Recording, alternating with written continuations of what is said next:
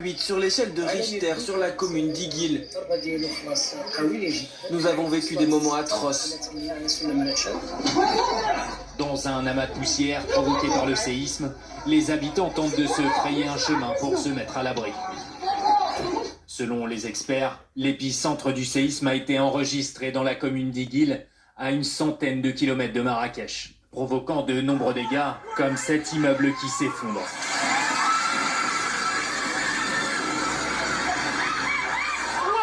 Des trottoirs défoncés et des mouvements de foule. Cet habitant est encore sous le choc. La force et l'intensité de ce tremblement ont été senties dans notre immeuble presque 3 fois. Les gens sont sortis dans la rue juste après cette panique totale. Comme si c'était un train qui passe à proximité de nos maisons. C'est la sensation que nous avons eue. Des secousses ressenties également à 400 km au nord du pays, à Casablanca. Est-ce qu'il y a eu un petit tremblement de terre à Casablanca? Donc je sais pas. Vous êtes dans quelle ville? Qu'est-ce qui s'est passé?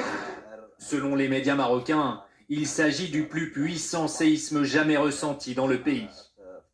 Et avec nous, Priscillien, bonjour, merci d'être avec nous. Vous êtes français, expatrié à Marrakech. Comment s'est passée la soirée pour vous et la nuit?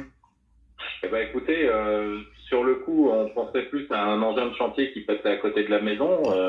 Donc on a eu au tout début quelques vibrations et sans plus. Mais très rapidement, ça s'est intensifié et puis tout bougeait dans la maison. Les objets commençaient à tomber des étagères et autres. Donc très rapidement, on a pris la décision de sortir de la maison et on s'est retrouvé donc avec tous les voisins dehors, un peu dans l'incompréhension parce que moi je suis en périphérie de Marrakech et c'est vrai que sur le coup on n'a pas vraiment compris ce qui se passait. Et après sur les réseaux sociaux très rapidement on a pu voir qu'il y a eu des dégâts sur la Médina entre autres. Mais ouais, enfin très très grande peur parce que c'est vrai que ça a beaucoup bougé, ça a beaucoup tremblé.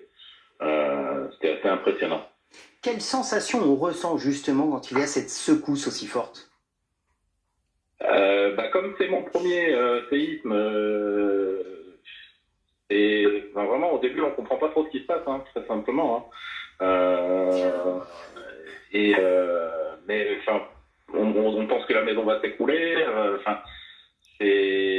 On a l'impression d'être dans un bateau qui tangue très fort, quoi, hein, tout simplement. Vous avez pu échanger, alors vous parliez de vos voisins, peut-être avec d'autres amis plus impactés. J'imagine que depuis ce matin, il y a beaucoup de coups de fil, beaucoup d'appels. Oui, on a beaucoup d'appels avec les gens qui sont sur place, ma famille en France, mes amis en France aussi. Les gens sur place, alhamdoulilah, personne n'a rien, tout le monde est en sécurité. On n'a pas encore pu joindre tout le monde, mais pour l'instant, tout le monde va bien dans notre entourage, et Dieu merci. Quelles sont les consignes qui vous ont été passées ce matin de rester chez vous, de rester à l'abri?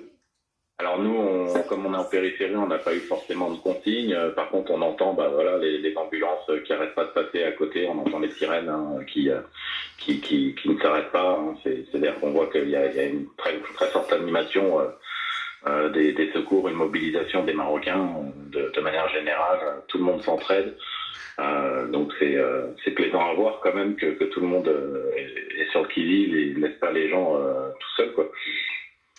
Est-ce que vous aviez en tête qu'un jour un séisme pouvait arriver? Est-ce qu'on vous avait parlé des précédents séismes? Est-ce que vous vous disiez oui, ça peut arriver un jour? Alors franchement, non, pour moi Marrakech, c'était la dernière ville dans laquelle on pouvait avoir un séisme. Hein.